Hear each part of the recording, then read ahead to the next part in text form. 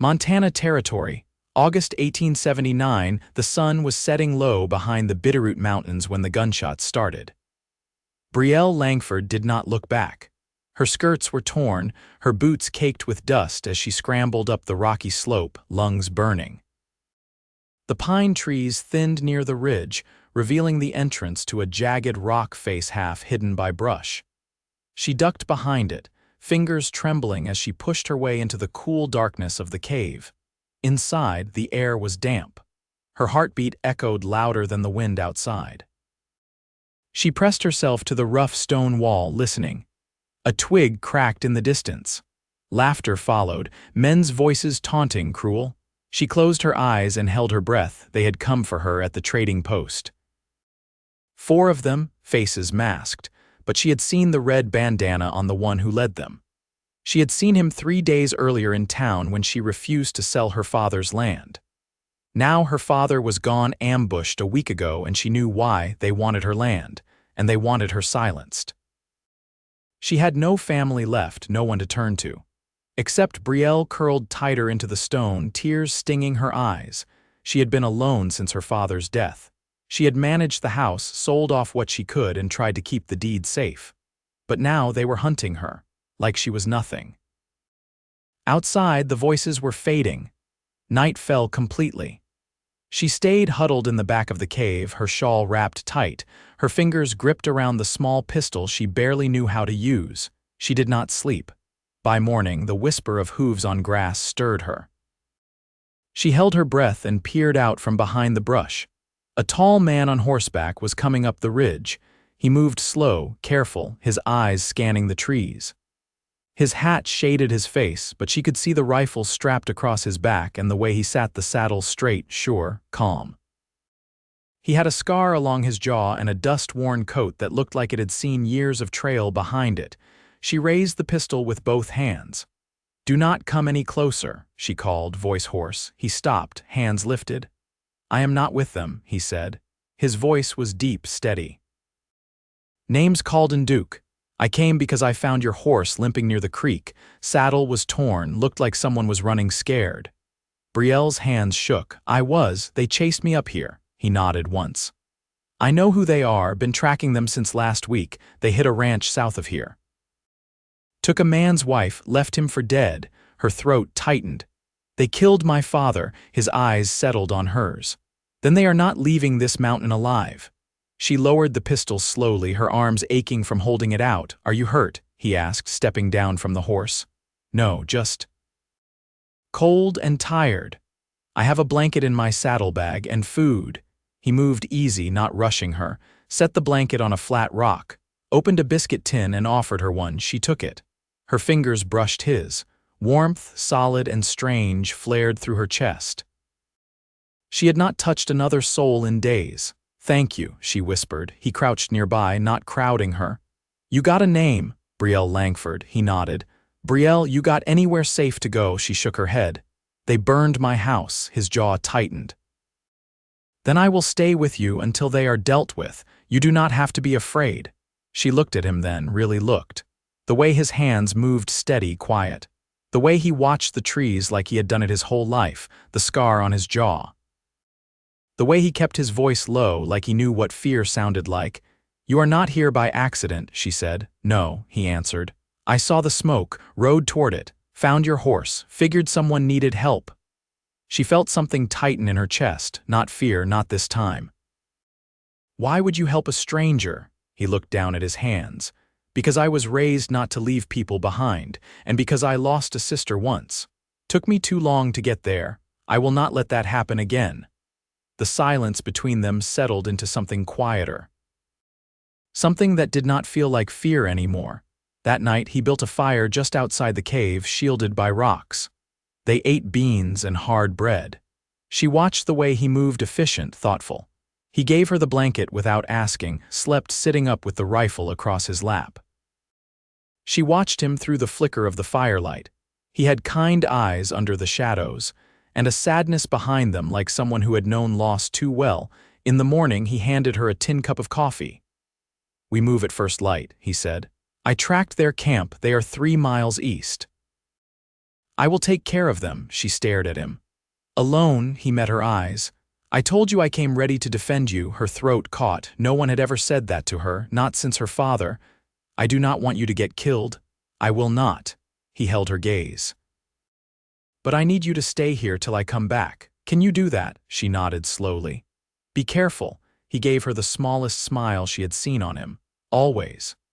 Then he was gone, melting into the trees like part of the land itself. Brielle waited, heart pounding with every passing hour. By sundown he returned, blood on his sleeve, a cut on his brow. But he was standing, breathing, alive. They will not bother you again, he said, settling beside her. She did not ask details, just reached out and touched his hand. He looked down at their fingers, then back up at her. You scared me, she whispered. I came back. You kept your word. I always will. And in that moment the fear broke like smoke in the wind. She leaned forward, pressed her forehead against his, the firelight between them. He did not pull away, neither of them said a word. But something passed between them that night, quiet and true. Something that felt like the start of something they had both been waiting for. The next morning came with the hush of pale light threading through the pine branches. Brielle sat on a flat stone near the cave's edge, her hands wrapped around the tin cup Calden had pressed into them. The coffee was bitter but warm. She didn't speak at first. He didn't ask her to. Calden knelt near the fire, tying off a strip of cloth around his arm where the wound had crusted dark overnight. His coat was folded beside him, the sleeves stiff with dried blood. He moved with the quiet focus of someone used to tending himself. Brielle watched the way he checked his revolver before slipping it back into the holster. His shirt was torn at the shoulder, and the bruising was already deepening beneath the skin. You need a better wrap on that, she said, the words low. He met her eyes. You know how. My mother was a midwife. I helped her after my brother passed on. She set down the cup and stood. Bring your things inside, it's warmer in the cave. He hesitated, then nodded once. All right. Inside, she found the small satchel of herbs and cloth she had grabbed before fleeing. It wasn't much, but it was enough. She laid the supplies out on a flat stone and motioned him to sit. When he pulled his shirt over his head, she caught the trail of old scars across his ribs, not fresh, not recent, some pale and roped, others faded to the memory of pain. She didn't ask.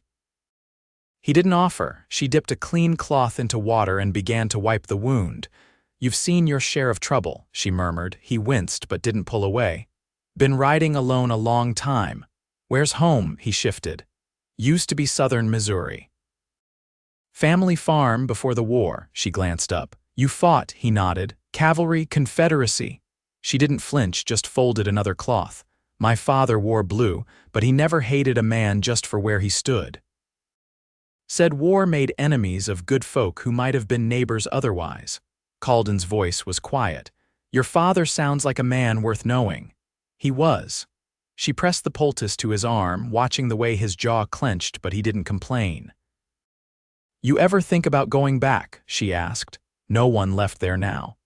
She tied off the bandage gently, brushing her fingers against his skin without meaning to. He looked at her then, steady and close. You, she swallowed. There's nothing left to return to. They took the house. Burned what they didn't steal. I don't know what I'm supposed to do now. You're supposed to keep breathing. His voice carried no judgment, just quiet certainty, one day at a time, until it don't hurt as much. She sat back on her heels, her hands resting in her lap. You talk like you've done that. He didn't answer for a long moment, then lost my family in a fire years ago. Whole cabin gone by the time I rode back from a supply run. No warning, no reason. Brielle's breath caught. She didn't try to speak into the space left by that loss. She let it be. Calden stood and pulled his shirt back over his head. We can't stay here much longer. They'll have kin or friends. Word spreads fast in these parts, she nodded. I know. There's a widow down near the Judith River, Mrs. Halcombe, keeps a boarding house, trustworthy. I've stayed there before. She might take you in for a few weeks, give you time to think next steps. And you, I'll stay nearby, but they may come looking for me now. I'd rather keep the trail away from you. Brielle stepped closer. The space between them had changed since the night he returned. It wasn't just safety now, it was something rooted deeper, quieter. You don't have to leave me behind. His voice came rougher than before. You've already lost enough, Brielle. I won't be the reason you lose more. She searched his face. You haven't asked me what I want. I figured you hadn't decided yet. I have, she said. I want to ride with you, at least for a while. I can cook, I can stitch, and I don't want to sleep alone anymore, wondering who'll come for me next. He looked away, jaw tight, then back to her. You sure? She nodded once. I've never been more. They packed by midday. She rode behind him on his horse, her arms looped around his waist, her cheek brushing the back of his shoulder. The trail eastward was narrow and shaded, the scent of pine thick in the air. Neither of them spoke for miles. When they stopped to water the horse near a cold spring, he helped her down and lingered close. You don't owe me anything, he said. I know, she answered. But maybe I want something from you. He waited. Time, she said. Someplace to belong. Someone who sees me as more than a burden or a prize. He nodded slowly. I can give you that. They didn't kiss. Not yet. But when he reached for her hand, she laced her fingers through his and didn't let go. They rode south by the light of the waning moon, the trail soft beneath the horses' hooves and the pines rising like silent watchers on either side. Calden kept to the smaller paths, ones barely wide enough for a wagon's axle, ones he knew wouldn't carry echoes far. Brielle rode behind him still, her arms around his middle, but she no longer held on like she was bracing for the world to fall apart. Now, her hold was steadier, quiet, and certain, like she'd decided she didn't need to run anymore.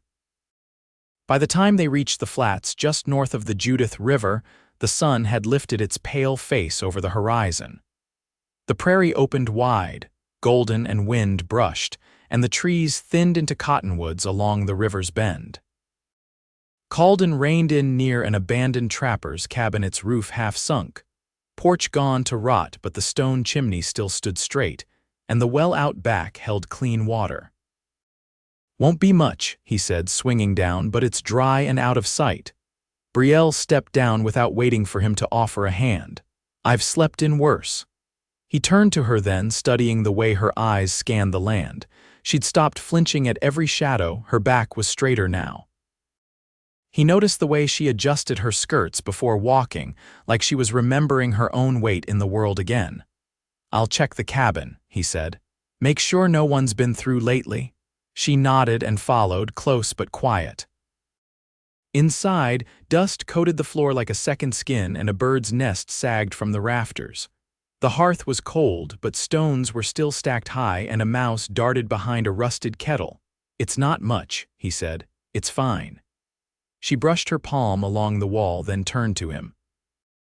We can make it better. That afternoon, they worked side by side.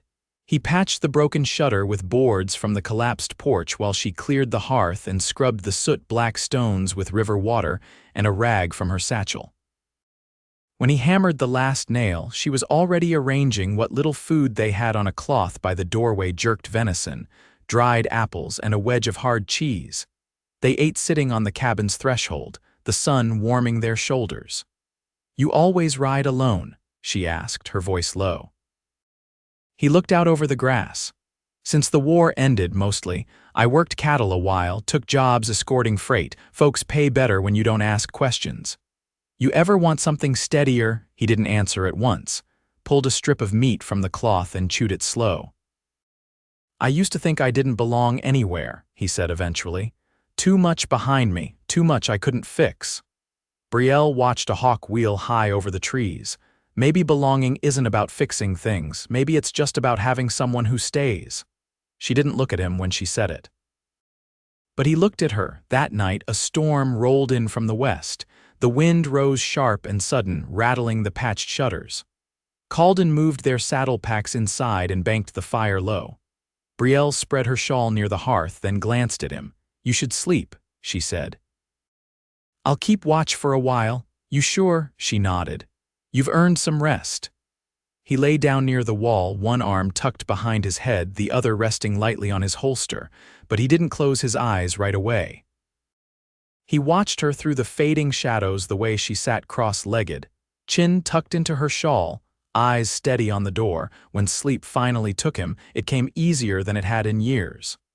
By morning, the storm had passed, leaving the world washed clean. The grass outside glittered with dew, and the river's song was louder now. Calden stepped out to gather kindling. When he returned, she was kneeling by the hearth, coaxing the coals back to life. Her hair had come loose from its pins. She didn't try to fix it. "I was thinking," she said, not turning around, "if we cleaned out the back room, we could sleep better in there. Less draft. You planning to stay long enough to care about a draft?" She turned then, met his eyes. "I'm not leaving." He set the kindling down. "You sure?"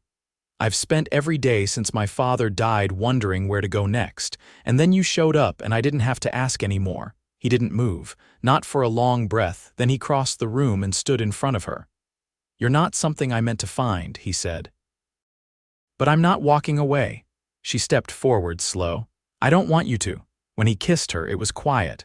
No rush, no claiming, just the slow press of mouths that had known too much silence.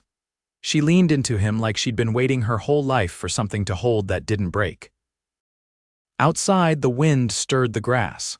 Inside, they stood still together, and for the first time in too long, neither of them needed to run. The days passed quiet and work heavy. The cabin, once brittle with disuse, began to soften under their care. Calden fixed the roof first, hauling up pine planks from a half-fallen shed down by the waterline. Brielle cleared the back room, dragging out broken chairs and mouse-nibbled sacks, her sleeves rolled to the elbow and her hands raw from scrubbing. The first night they slept in that room, it was on a bed frame Calden had built from creekstone and salvaged beams. No mattress yet, but they shared the blanket and curled close against the cold. She didn't shy from his touch, and he didn't press beyond what she gave. There was trust in that stillness, drawn from long silences and the labor of their hands. One afternoon, while Calden was splitting wood near the tree line, Brielle stood over the hearth, watching a pot of wild onion stew simmer. She stirred slow and steady, the scent of fire and herbs curling into the room. When he stepped inside, she didn't turn, but her voice reached him clear. "There's a smuggler's trail south of the river. I saw the markers stacked stones with pine cones laid east. My father taught me how to read them." Calden set down the rope he'd been coiling. "You think someone's been nearby?" "I don't think," she said, lifting the lid to let the steam escape. "I know. 2 mornings ago, I found a boot print near the well, not yours." "Too narrow, too shallow in the heel." He crossed to her side. "Why didn't you say something?" "I wanted to be sure. I am now." He nodded once. "We won't stay long then. I'll scout it at first light." She glanced up at him. "I don't want to run again, Calden. We won't. But I need to know what's coming." That night after eating, she brought out a folded piece of parchment from the satchel she'd kept beneath the floorboards. "I never showed you this," she said, laying it between them on the table. It was a property deed, the wax seal broken but the ink still sharp. "My father bought land east of here, near the Milk River. Never told me until a month before he died. Said he wanted to start again, away from the town that took so much." Calden studied it. "That's good land. Floodplains rich, trees for timber, we could build there." He looked up sharply. She didn't falter. "If you want that kind of life." His hand hovered over the edge of the parchment. "I've never stayed anywhere longer than a season. Never thought I'd want to." Her voice was soft. "And now, I'm tired of watching over my shoulder, and you make quiet feel like something worth keeping." Outside, the wind stirred through the cottonwoods, soft and low. The next morning, he followed the trail she'd marked, moving before the sun rose fully. He moved through the brush with the ease of a man who knew how not to be seen. At the bend in the river, he found what he expected. 2 men camped low in a gully, bedrolls still laid out, a rifle propped against a tree. One of them wore a red kerchief at his throat. Calden stepped back and retraced his path, reaching the cabin by late morning. Brielle was feeding the fire, her face flushed from the heat. "They're scouts," he said. "Too far off to act yet, but they're looking." She straightened. "How long do you think we have?" "A week, maybe less. They're waiting on something, orders, more men, it's hard to say." Her eyes didn't waver. Then we leave tomorrow. He studied her face, the firm set of her mouth, the calm in her gaze. You're not afraid anymore. I am, she said. I just don't let it decide for me now. They spent the rest of the day packing. He stowed the deed in a small oilskin pouch and slipped it into his saddlebag. She gathered seeds she'd dried from the wild squash near the river and tucked them into a jar. At dusk, he caught her standing in the doorway, watching the sky torch orange behind the hills. You ever think about children? She asked, her voice level. He stepped beside her, arms crossed. Sometimes, never felt I had anything worth passing on. You do now. He turned to her slowly. You want that someday, with the right person. She looked up at him. I want something that lasts. He reached for her hand, and this time she didn't just take it, she twined their fingers together and leaned into his side. They left before dawn, riding east toward the Milk River. They didn't speak much, but the silence between them held no weight. It was the kind of quiet that knew its own strength, like roots sunk deep in winter soil. By the third day, they reached the edge of the new land. The ground sloped gentle toward the river, and cottonwoods lined the bank in a golden sweep. This is it, she said, sliding down from the saddle. Calden dismounted beside her. It's good land. She walked forward, boots crunching over dry grass. It needs a fence, a well, a home. Then we'll build it. She turned to him, eyes steady. You're sure? He nodded. This is where we stop running.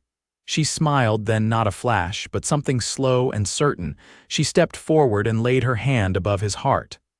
I was never looking for someone to save me, she said. I just needed someone who'd stay. He took her face in both hands, rough palms cradling her gently. I'll stay, he said, and when he kissed her, it wasn't a beginning or an end. It was the middle of something already written into the land beneath their feet, hard-earned, honest, and theirs. The spring came early that year. By mid-March, the ground had softened enough for Calden to drive a spade into the earth without splitting the handle. He stood shirt-sleeved in the early light, boots sunk into the soil that would, by summer, hold rows of beans and squash. Brielle knelt a few yards off, tucking seed potatoes into the furrows she'd marked with a string and 2 stakes. Neither of them spoke. There was no need. The work had become its own language. The cabin they'd built from felled cottonwood stood solid behind them, the chimney smoking gently. Shutters painted a dull green from a tin of pigment Brielle had bartered for with the last of her mother's silver combs. The well was sealed with a new cap. A rail fence sketched out the pasture. Calden had traded his saddle horse for a pair of oxen with a family heading west, and the animals grazed now under the cottonwoods, slow and content. Later that morning, as she washed her hands in the basin, Brielle turned toward the low shelves they'd built along one wall. She lifted a folded bolt of muslin, still wrapped in brown paper. I was thinking, she said, wiping her palms dry, about making curtains, something soft, maybe blue. The way the light comes in, it deserves better than bare windows. Calden leaned in the doorway, arms crossed, brow shaded by his hat. You want blue, we'll trade for indigo. There's a freighter due from Fort Benton next week. I've got enough pelts put aside. She met his eyes and smiled, not for the trade, but for the ease of the offer. He pushed off the frame and crossed the room to her. You ever think about what comes next? She folded the muslin again. You mean after the beans come in and the roof sags and we argue over what day the eggs should be gathered? I mean after all of it, he said. After we've built every last thing we need. She sat on the bench by the hearth and motioned for him to join her. I think about teaching. There'll be more settlers by autumn, maybe a child or 2. I still remember how my mother taught letters with a stick and a patch of dirt. His voice softened. You'd be good at that. She studied him. And you? I think I'd like to raise something that doesn't run when it hears a rifle. He grinned faintly. Maybe a few milk cows or chickens once we finish the coop. She leaned into him, her shoulder brushing his. You're not the man I met in that cave. I don't reckon you're the same woman either. They sat quiet then, the fire crackling low. The light shifted on the floorboards and a breeze stirred the muslin in her lap. That evening they walked down to the river. The banks had swollen, and the water moved quick and cold, but the cottonwoods were leafing out and the air smelled of damp bark and new grass. She took off her shoes and stepped into the edge of the current, wading to her ankles. "You ever miss the town?" he asked, watching from the bank. "No," she said without hesitation. "I miss people sometimes, but not the noise, not the way women get looked at like cattle on market day." He picked up a flat rock and sent it skipping across the surface. "I never liked being looked at either, for the uniform. For what came with it." She turned to him, skirts wet at the hem, feet planted in the gravel. "Out here no one looks at us like that," he nodded. "Out here we're just who we choose to be." She stepped back onto shore, water trailing from her ankles. He reached for her hand without thinking, and she gave it willingly. That night they didn't light the fire. The moon was full, casting silver through the window, and the warmth of the day lingered in the logs. Brielle lay beside him on the bed they'd built together, her hair loose and her breath even. "I never thought I'd find this," she said into the hush, "not after everything." He brushed a strand of hair from her face. "I didn't think I deserved it." She turned toward him. "But we do." He kissed her then, slow and tender, and when they settled together, it was with the quiet certainty of two people who had chosen one another not out of need, but out of knowing. The months turned and the land grew full. The garden yielded squash as long as her forearm and tomatoes fat as fists. Calden finished the coop and filled it with hens. Brielle taught the neighbor's daughter her letters beneath the cottonwood tree, using a slate they'd sanded smooth from riverstone. In the fall, they built a cradle.